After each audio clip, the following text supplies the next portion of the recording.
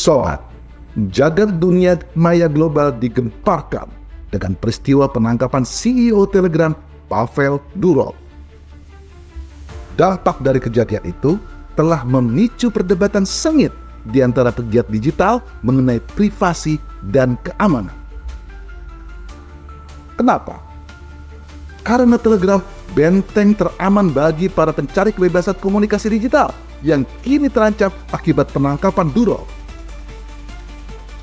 Akankah Durov berhasil dalam mempertahankan visinya? Atau peristiwa ini merupakan akhir dari kebebasan berkomunikasi?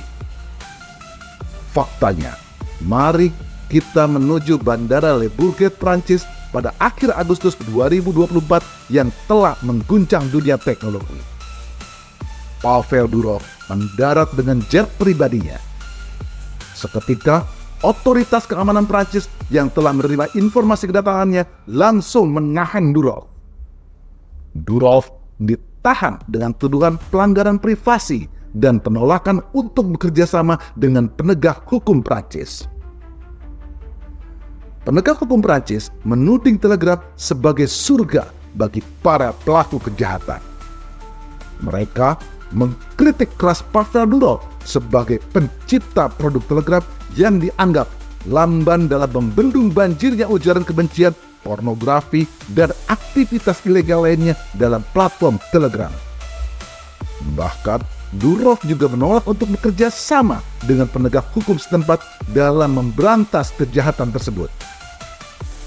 Tuduhan itu pun semakin membesar dengan munculnya isu pencucian uang, perdagangan narkotika, dan kekerasan.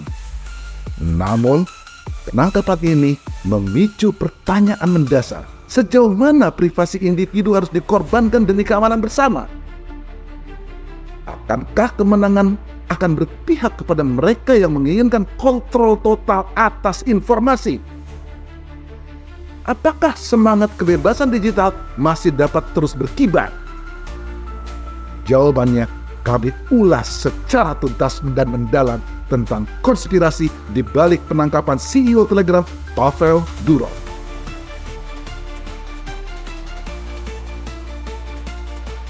Seluruh misteri semakin menyelimuti sosok Pavel Durov, sang pendiri Telegram yang kini dia terjerat dalam pusaran kasus yang rumit. Bebas namun terkekang, Durov menjadi pusat perhatian dunia sementara motif di balik tuduhan berat yang menimpanya masih menjadi teka-teki.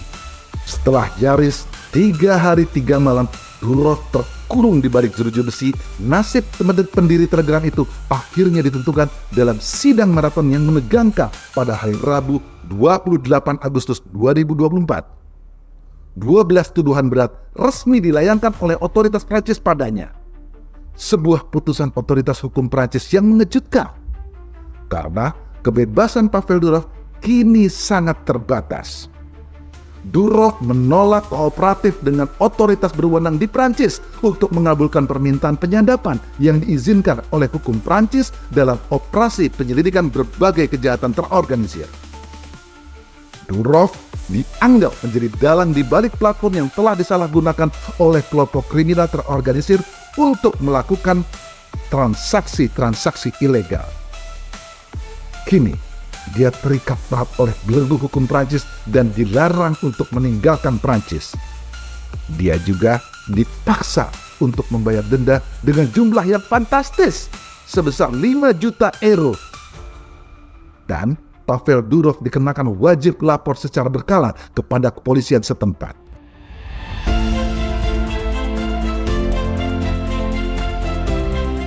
Jeratan itu bukan pertama kalinya yang pernah dihadapi oleh Durov. Genetika Durov terlahir dengan adrenalin untuk menciptakan inovasi digital yang mutakhir mengenai keamanan percakapan digital publik dan berbagai sarana kebebasan berpendapat bagi publik. Namun, gagasannya kerap berhadapan dengan tantangan hukum.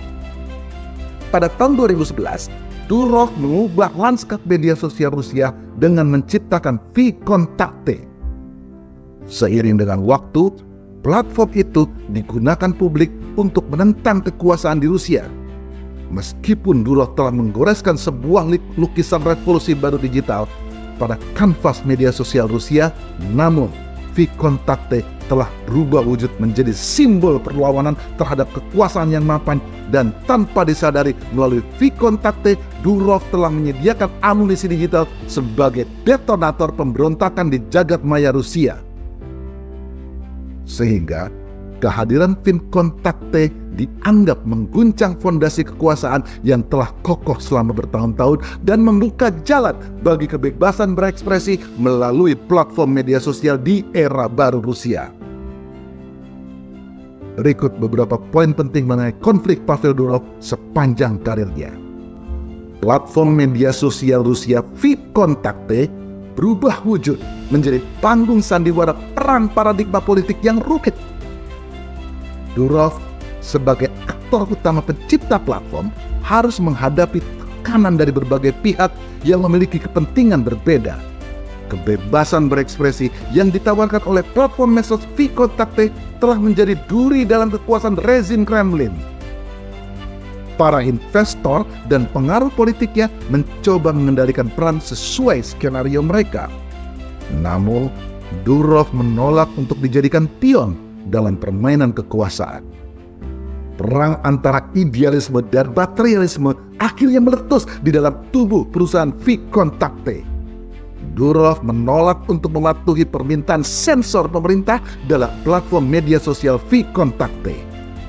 Pada akhirnya, Durov berjuang sendiri untuk mempertahankan VKontakte dari cengkraman para investor yang haus akan keuntungan. Walhasil, Durov terusir dari Rusia dan dia pun tidak menyerah dengan keteguhan pendiriannya. Melalui investor dari Uni Emirat Arab, Durov tinggal di kemewahan singgasana Dubai dan dia mendirikan platform Telegram sebagai inovasi yang lahir dari sebuah perlawanan. Telegram terlahir sebagai platform pesan instan yang mengutamakan privasi bagi pengguna dan menjadi simbol bagi kebebasan digital. Mulai dari embrio kecil, platform Telegram meroket bak meteor menjadi raksasa yang disegani dunia menentang dominasi raksasa teknologi lainnya. Di tengah badai kritik dan ancaman, Durov berdiri kokoh tak tergoyahkan dalam misinya menciptakan ruang digital yang bebas dan aman. Meskipun Durov mungkin tidak secara aktif dalam mencari konflik, namun komitmennya terhadap kebebasan berpendapat dan privasi pengguna seringkali membuatnya berselisih dengan individu dan institusi yang berkuasa. Telegram kerap mendapatkan kritik dari otoritas hukum global karena perannya dalam memfasilitasi penyebaran informasi berbahaya dan digunakan untuk menyebarkan konten oleh kelompok-kelompok ekstremis. Namun, Durov teguh membela pendirian platform tersebut sebagai sarana kebebasan berpendapat dan privasi pengguna. Kini, pria 40 tahun kelahiran Saint Petersburg, Rusia yang telah memiliki harta kekayaan 240 triliun itu mendapatkan dukungan penuh dari publik global. Karena dia dianggap sebagai tokoh yang visioner sekaligus revolusioner.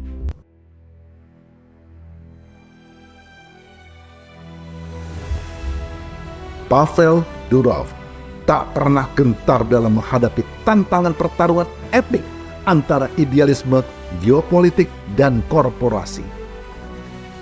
Dia telah membuktikan komitmennya terhadap kebebasan digital sehingga membuatnya menjadi target empuk bagi kekuatan kekuasaan yang ingin membungkam suara-suara kritis. Sepanjang karirnya, Durov telah berulang kali berhadapan dengan konflik antara visinya untuk menciptakan ruang digital yang bebas dan kepentingan pihak-pihak yang ingin mengendalikan informasi. Tragedi penangkapan Pavel Durov di Prancis telah memicu perdebatan sengit tentang batasan antara privasi individu dan keamanan negara. Platform Telegram yang selama ini telah menjadi benteng bagi mereka yang menginginkan kebebasan dalam berkomunikasi tanpa batas, kini terancam oleh tekanan otoritas hukum internasional.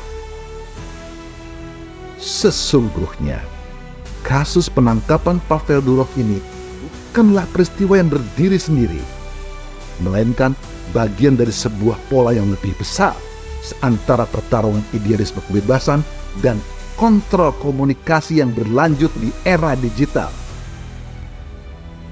Kini, Telegram sebagai salah satu platform komunikasi terpopuler di dunia telah menjadi simbol perlawanan terhadap upaya-upaya untuk membatasi kebebasan berekspresi. Pertanyaan mendasar kita muncul dari kasus ini. Sejauh mana kita harus mengorbankan privasi demi keamanan? Di satu sisi, kita juga menginginkan dunia yang lebih aman dari ancaman kejahatan. Di sisi lain, kita juga menginginkan kebebasan dalam berekspresi untuk mengakses informasi tanpa takut untuk diawasi.